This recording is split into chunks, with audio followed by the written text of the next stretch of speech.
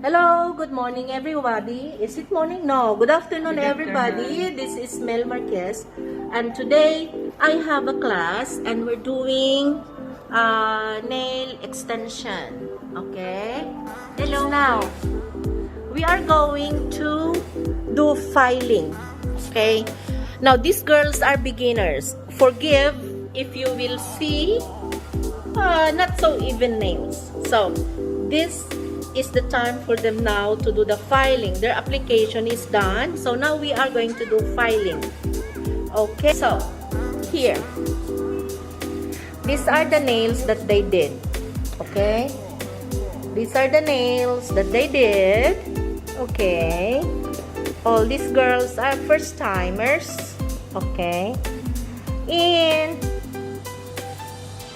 I would say I am happy with the work. Let us see how are we going to file this now. Okay? Now, when filing, always start from the free edge. Okay? This is acrylic, right? So, after the free edge, you have now to file straight down to your side walls. Okay? Straight and then up, straight and go up, straight and go up, straight and go up. Okay, that's how you file. Now you will go to the cuticle line. Okay, work on the cuticle line slowly, not to hurt your client. On this side, you have to hold your file like this. Chuk, chuk, chuk. Okay. Like this.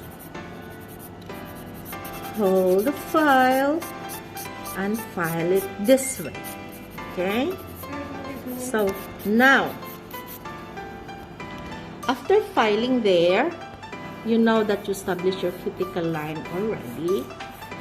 You turn the finger okay, this way, and continue filing like you are rowing the boat or rocking the boat.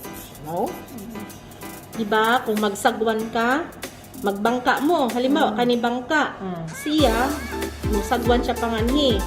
Ikaw, musagwan ka pangadto. So, maura na siya. Kasi nabutan.